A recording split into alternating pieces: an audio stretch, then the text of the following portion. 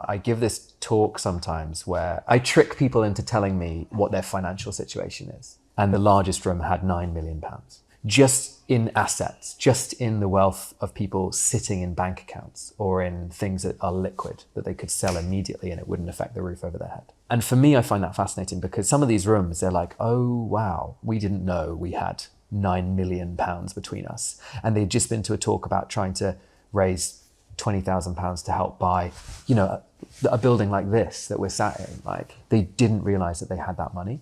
And that suits the giant sort of money hoovers, the big banks and the big asset managers and the people who wealthy people deposit their money with, because it keeps all of their money separate. And I often say it in kind of hyperbolic way, but really I believe it. If we can't change that, I think we're fucked.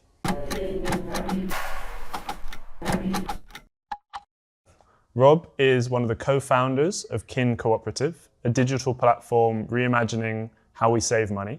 In a traditional bank, we deposit our earnings and savings, and they use them to create profit for their shareholders by investing in extractive, unsustainable, and imperialist ventures. Kin offers a democratically controlled alternative and removes shareholders so that your savings can be used to benefit you and your community. Although it might sound similar, Kin isn't a building society or a credit union because its model is built around small, autonomous community savings clubs rather than a centralized institution. The vision is that the benefit of building these saving clubs is not only financial, but also social and cultural. This model was inspired by countless examples of saving clubs around the globe, but by digitizing it, Kin aims to change our secretive and atomizing culture around money and instead building a cooperative future where resources and assets are owned collectively, like Clapton CFC's community-owned football grounds and clubhouse, which is where we're recording this episode today. I've been following Kin for a while. I'm very excited to speak to you further, Rob. So welcome to Punchcard. Thanks so much. Kin is a mixed membership cooperative made up of workers and users. Can you explain what it means to be a worker cooperative generally and how Kin kind of fits into that definition? A worker cooperative is an organisation or business social enterprise that is either wholly or majority owned and controlled by the people whose relationship with that organisation is their labour. And Kin fits into that because the workers of the cooperative have 50 point a little bit % of control over key decisions in the AGM. And the way we've done that is, because we're a platform where in an ideal world, we'll have tens and thousands and hundreds of thousands of users, and we might only have 10, 20, at the moment, 2 workers. We need to balance those incentives. And also we believe that labor is the kind of engine of value creation anyway. And so we wanted that to be kind of rewarded. But at the same time, we also wanted to give the users of the cooperative who are using it to save money a stake in that.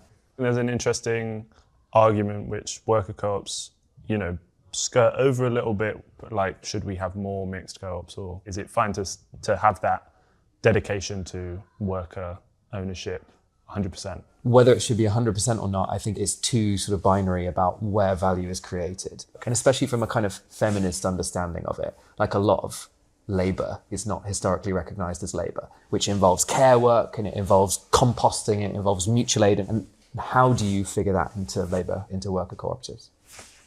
Kin is such an ambitious project and it clearly draws on a wide range of skills and perspectives. How did your early experiences shape your approach and mindset that you bring to something like Kin? Big question. Yeah, it's a huge one. I was born in Japan and I grew up in Hong Kong. But my grandfather was a school teacher at a boarding school in the UK. And my parents decided they were going to send me to a boarding school at an early age because it would have been a bit of a fuck you to him if they didn't.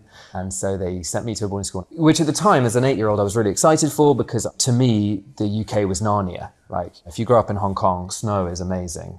And people having fireplaces is just completely insane, unless it's like a artistic piece that rich people have in their houses. So to go to the UK felt really interesting and I kind of threw myself into it. I was quite a academic child, but by the time I was like 13, 14, it got pretty shit. And I went to a sort of senior school, boarding school in the UK, and they're just awful places. I just don't think they should exist. And they breed a certain kind of awful kind of arrogant superiority that I think comes with this sort of sense of being elite. But from the very beginning, I really rebelled against it. There was something about it where I just felt like these people are behaving really badly. Just in the sense of kindness. And the whole drive was like, you're going to go to university to make money. You're going to go to the degree that's going to get you into the thing that's going to make money. And they literally had like charts for trying to help you work out like what your best probability was. And the parents took it super seriously. You know, that was what it was. They were kind of like, you know, investing in you becoming incredibly rich. And I just like absolutely hated it and had some awful times as well. I'm gay, and it was not hugely easy to be gay in a boarding school. That's a complete understatement. It was pretty awful. But I think that as well sort of polarized me a little bit. I was like, okay, this is wrong and I don't want to be a part of it. So immediately I was like, I don't want to go to university. And the one thing I really liked doing at the time was acting. So I went off to an acting school, became an actor. I had a couple of years of acting that I thought that I really enjoyed. But similarly, like that whole environment was about like trying to get to the top as quickly as you can. And again, I'd always been interested in sort of the environment and ecological things, and that sort of really woke me up. I just sort of went like, what am I doing all this for? I can do this show and then this and then that. But something in me was saying like, at the end of the day, what does it all add up to? Like there's all these actors who've done all these things in the world. Like what is it actually doing when the world is falling apart? So I was working as a script doctor very briefly for a production company in London. It was kind of fun, actually. I quite enjoyed it. And at the same time, I was researching about climate change, and just to go beyond all of the like, you know, the damage, you know, the Amazon and all the kind of obvious stuff about environmental destruction into like, what's actually causing it? What do people think are the solutions? Why aren't we getting anywhere with it? And this was when I was like, you know, sort of 20, 21, 22, 23. And, you know, the most obvious answer is like capitalism, the whole kind of economic system, the financial system. And for me, there were like a few key moments in my research that really like uncovered that. And then I went to Paris for the Paris Climate Agreement, for all the protests around that. This was the first time where I was like, I'm going to get on a train by myself. I'm going to join the crowd. And it was incredible, absolutely amazing. And I met all these people, and I was suddenly like, oh, wow, there are loads of other people who aren't in my circles yet, who just get on with stuff, and they're acting on what they care about, and they're seeking a path without having to have the whole path laid out in front of them. And money is definitely not the thing that they're worried about. I mean, they're worried about it because you know, there's none of it around, but that's not what they're aiming for. It was just an amazing environment. And then Greenpeace did a banner drop from the Eiffel Tower, and I was like, that's really cool. And I know about Greenpeace, I've heard of them. So I emailed them when I came back to London, and they had a training a couple of weeks later, amazingly, and I went to the training and then became an activist with them, and then just started doing their actions, did more training with them. And then Extinction Rebellion came along in 2019, and then I became an organizer, and then I started organizing quite large actions. And I think also partly because of my theatre background, I was quite good at like rounding lots of people up and being like, here's what we're going to do. You're going to do this, and you're going to do this, and this is going to work, and it's going to be fine, and not being a micromanager about it. Like you all sort of knew that everyone was going to play together if you gave them the right atmosphere, which is the best thing I think that kind of theatre and improv theatre can give you. Is like give people the script and then just go and play. And that worked really well with early XR.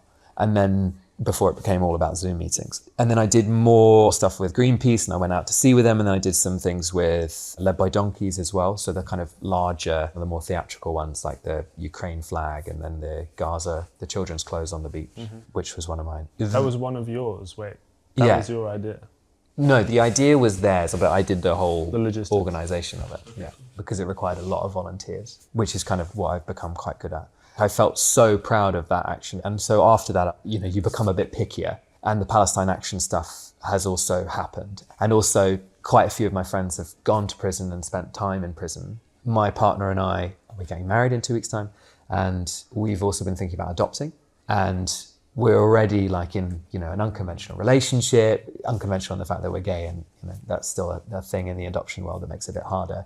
I'm self-employed, you know, lots of random things that just make it a little harder, but actually having a prison time makes it impossible. So that's one of the reasons why at the moment I'm like, everything I would say yes to, you just don't know how it's going to go right now. And I've had friends who have been arrested for what appears like no reason, you know, been part of a Zoom call, the famous one with Roger Hallam. You're just kind of worried about what they're doing, and there's a lot of surveillance, people being picked up on their way to things just because they've been part of stuff. And because I have done things in the past and I have been arrested a number of times, you just worry that you're on a list somewhere, and if you start surfacing and talking a lot, you get looked at, and you're just like, right now I don't want that. And the activism, there's something slightly theatrical about activism. It's all about getting your message out. Whatever you're doing, it's something about that. And so I do sort of miss that energy. It's something I've been thinking about with Kin recently, is like, we need to have a little bit more of that energy to try and talk to people better, because suppressing that internally, I think, is feeding out. That's why I'm like not saying I'm not doing it anymore, because I'm like, actually, that's the thing I've been grappling with a lot.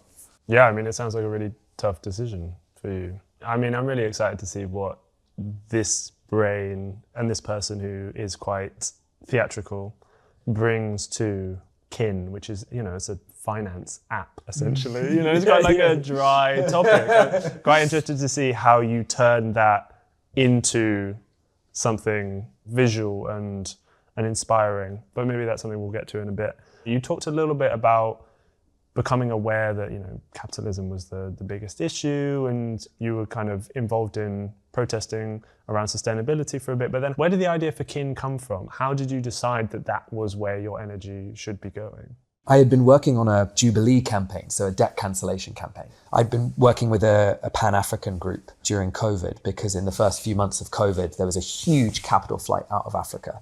Effectively, loads of wealthy asset managers and other groups basically said, oh, well, we're building this port in Africa to take more of the resources, but they don't have enough hospitals. So COVID's going to destroy them, and then we're going to lose all of our investment. So we might as well take all our money out now. So they did. But the effect of taking $100 billion out of Africa within a few months was huge, and much worse than COVID in the end, because actually sub-Saharan Africa was incredibly resilient to COVID. When you look at the Sustainable Development Goals or something like that, and they're all obsessed with growth, and it's like, actually, if you wanted to help countries develop sustainably, stop putting the knee on the neck of them. Like, sub-Saharan Africa right now owes more than $1.4 trillion per year in debt repayments. It's an insane amount of money, right? That's part of the whole thing of them taking on IMF debt, things like that. It's completely insane, and it's awful.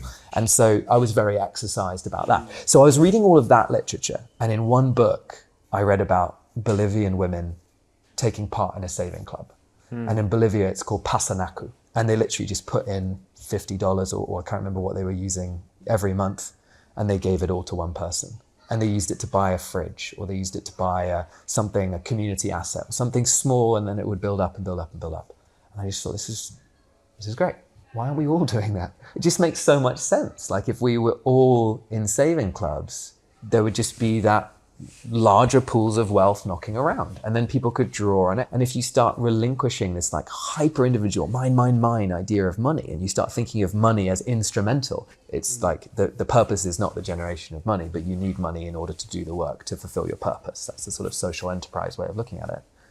And you just think, well, this is great, but we need to do this on a community level. And so I'd read this book, and then I'd given a talk at a church about debt cancellation, and a really close friend of mine now, Balgisa, and one of the founders of Kin.coop now, heard it, reached out to me afterwards and said, oh my God, it was really nice to hear you talk about that. I've not heard that talked about in this sort of way, and let's have a coffee. We had a coffee, and then we started working a mutual aid stall together. We were like, why not? Let's just give out food, because it's COVID and we can do that. And so we got some volunteers together, and we started doing it every weekend.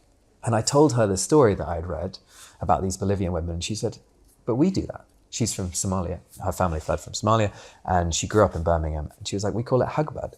She's a law professor now, but they didn't have enough money to pay for the degree. And they didn't have the resources to kind of do all the, student loany things. And so the only opportunity, the only possibility was for her to go to her aunties to set up a saving club, a Hagbad. So they set up a Hagbad, they paid for her law degree. And the way she described it, it's all of their degree. When she goes home, it's like, they're so proud of her, and she loves that. She feels it's like a source of connection, because money is a sort of primary enabler. And if you're buying stuff with money that has the flow of which has been enabled by other people, things start to lose their individuality in themselves. Possessions start to be common, but from the other way around. It's not like you haven't had to kind of give this to the community. The community have enabled you to buy it. So it sort of belongs to everyone, which is great. Yeah. That's the world, right? Where things are held in common. You start to break down the barriers between people. And then we start Kin. Projects like Kin are exactly why I started Punchcard.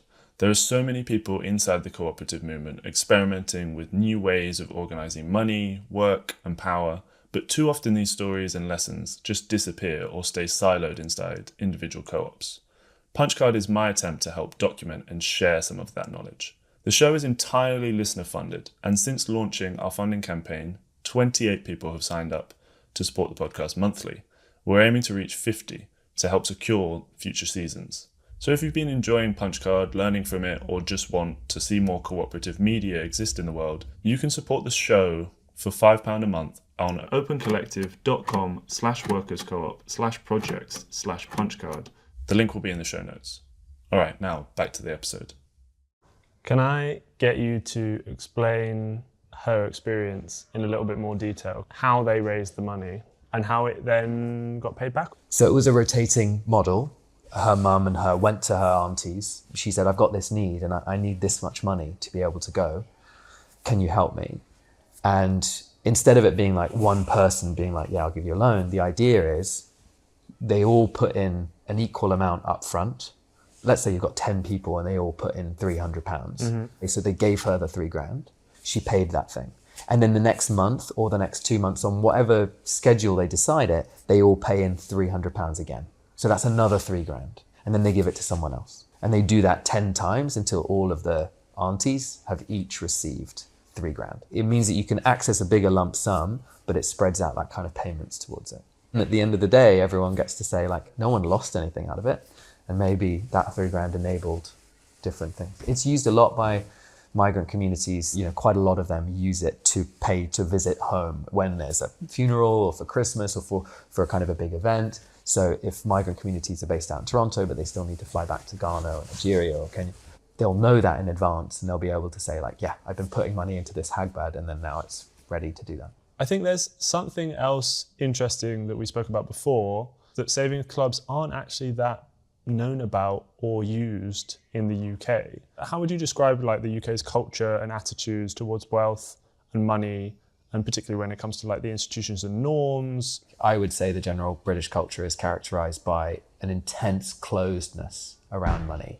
I give this talk sometimes where I trick people into telling me what their financial situation is. And the way I do that is by getting them to anonymously write down how much they earn, how much their house is worth, if they've got a mortgage, how much their rent or mortgage payments are, if they've got any debt, and what their assets are.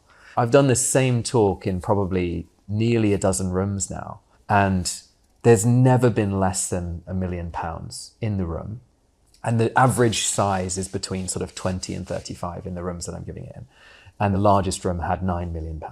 Just in assets, just in the wealth of people sitting in bank accounts or in things that are liquid that they could sell immediately and it wouldn't affect the roof over their head. And that's including liquidating all the debts of anyone in the room who had debt, including student debt. And for me, I find that fascinating because some of these rooms, they're like, oh, wow, we didn't know we had £9 million between us. And they'd just been to a talk about trying to raise £20,000 to help buy, you know, a building like this that we're sat in. Like, they didn't realize that they had that money. And that suits the giant sort of money hoovers, the big banks and the big asset managers and the people who wealthy people deposit their money with, because, you know, it keeps all of their money separate until they pull it together to do the big things to try and give you that big return, the big juicy reward at the end of it. But the real result of that is that you're kind of starving all of those community possibilities and you're taking away the possibility of equal opportunities. And so you end up with a very stratified society like we have in the UK. And as I said before, like I think of money as like quite a primary enabler. There's huge possibilities for change emotionally and culturally is the big thing. I often say it in kind of hyperbolic way, but really I believe it. You know, if we can't change that, I think we're fucked. I feel like you've slightly set me up for this, but how does Kin tackle that issue or transforms that issue or takes that to the next stage, the ideal world that you see? Kin is a tool. So Kin allows people to save money together in lots of different ways within the framework of mutual aid. And we see that as a way of kind of enabling a lot of change on different levels that can start to kind of cross-pollinate. And so on one level, you could have just like groups of friends, like students living in a house, and they want to like save up for the council tax bill together, or they want to save up to go out together or whatever. Like that's all fine. Like that's a legitimate use of financial mutual aid. I have no issues with people saving up for something frivolous, like because it brings them together and they're collectivizing resources. There's nothing wrong with that. That's part of being human. Frivolous like council tax. Like council tax. No, but I meant like it is frivolous. Completely frivolous. So like Spanish women sometimes, they're not kin, but they are known to have saving clubs so that they can go out to a really fancy restaurant every now and again. And I just love that. I'm like, go on, save 20 quid a month so that you can go to a Michelin star restaurant together on one day. I mean, that's just beautiful. I just imagine them all like having the best time in that restaurant. And that's what like brings that community together. But then when someone else gets ill in that community or something else happens, those bonds are there. And so it's about creating all of that and the habit of collectivizing resources and the habit of trusting each other. Because if we don't, we end up in that kind of fortress mentality where it's all like, we need to shore up everything for ourselves. Racism is part of that. I think the kind of current right-wingness is that same sort of fortress mentality. We've got to close the gates, we've got to shore up our thing. And I think there's a real problem with that mentality because ultimately it makes you so much weaker, right? You're all individualized, you're incredibly weak. That's the best way to like take you apart. And actually you need to bring people together. But we need the tools that bring people together. The reason why I stopped doing activism at that time was because I was like, we're fundamentally missing this tool. In December 2023, I went on all my WhatsApp chats because my activist hat was like, I've had this idea, it's been burning in my head for so long. I want to bring everyone together and I just want to tell them about it and I don't know what it's going to do. And I don't have a degree in this stuff. I'm going to lay out what I think could work as a vision. And it was based on saving clubs as this kind of like primary element and getting people to socialize around that idea. And I called it the Anti-Capitalist Community Saving Network, which is like the shittest name you can give to it. But totally tick the right boxes for your audience. Totally. And it was like 100 people audience and we sold out. And I was like, oh God, I've got to do something really good. And it actually turned out really well because actually people really get behind grand visions. But actually when it comes down to doing the thing, you need to suddenly go, oh, it's not going to feel very grand for a while. It's going to feel like Civi CRM feels, like it's going to feel pretty boring. Mm-hmm. And Ben, who's designed the website, is sort of a self-taught open source Drupal and Civi CRM, which is what Kin's built on, like has built this whole environment. And in the very beginning, we had other people being like, no, you've got to build it in this. And Ben was in this very calm way, was just like, I think I can build that. And he was the only one who was just like, yeah, I can have a go at building it. And I love it because it's like, yeah, okay, let's just go and do it. And so it went that way and it's been the best thing. And it meant that we just managed to get on. And then the Cooperation Hull was our first group. We know them through activism. And that gave us, again, like a really big boost because they just immediately knew what it was for and started using it. And then when we connected with Corporation Town and some of their food co-ops started using it, that was great as well. Because again, you could see like a really good, another use case emerging. Now we want to do the cultural thing of like, how do we encourage people to use it, respond to that, do all the kind of stuff that we have to do as an organization, but also how do we talk about it? How do we make it something that's starting to be in the culture that people are talking about outside of just our bubble and our networks? That kind of leads us on quite nicely that you've created this platform now. You're kind of embarking on the next step, rolling it out. You have, I think, 150 users at the moment. What's the kind of process there? How are you going about that? We've got money to identify 5 different ambassadors from different communities across the UK who are very deeply embedded in their community and who ideally have either direct experience or experience of someone in their family, maybe a parent, maybe a grandparent, maybe a sibling, who's used a traditional saving club from their community. And the idea is that we will incentivize them. So we will give money for saving clubs that they can set up, a number for each one. So we've got 5 ambassadors and we're hoping that they could set up like one massive saving club. That's fine if that's how their community works. So they could set up 5 small ones and then we will give them a kind of an amount of money per saving club that they set up. And then if those saving clubs are still operating sustainably and the communities are happy with them after 5 months or 4 months or 6 months, give them another incentive to do that. So there's a kind of short-term incentive, but also a longer-term incentive to like carry that work on. But more than that, the idea is to learn from them, to learn how their communities interact with the platform, but also how they talk to their communities and get them to start saving clubs either again or for the first time, what kind of language they use, what the barriers are, if there's any issues within the community, how they dealt with those issues, and then to bring them into the kind of governance of the co-op itself, but also of the iteration of the platform as well. Because I've always wanted to do this from the beginning, and having been in a lot of activist groups where this thing where you're always talking about like bringing in different voices who've got different experience, but then no one puts any money and effort behind it. And that, for me, I'm like, actually, if we don't do this at this stage of the co-op, we're going to make mistakes. We've got to do it now because, you know, I took this idea from a book, and then my friend still on a mutual aid said, like, but there are people out there who are still doing it, or whose communities have been doing it until super recently. Let's learn from them. Let's them take over this asset because it's also theirs. That's part of the reason for being a co-op, right? So I'm really excited that we're going to run that over the next 6 months. This interview is taking place in this, you know, pretty incredible space, especially in London, which is a community-owned football ground in East London, which is Clapton CFC. You kind of indicated a little bit to it earlier. Like, how is Kin going to develop to a stage where it will be able to help fund this kind of acquisition of community assets and, you know, bringing things into community control that this space embodies? I first pitched it, and I pitched it as part of this like grand plan. Like, well, actually, if we collectivize enough of our resources, we'd be able to buy collective housing. You know, I was really dreaming that groups would be able to really pick it up and start to like pull money together in bigger ways. Let's say you've got 20 saving clubs in the area. How do we start looking at the saving clubs a bit more geographically and being like, oh, actually, there's quite a lot of you in the area. What could you do collectively if you have political organizations within communities?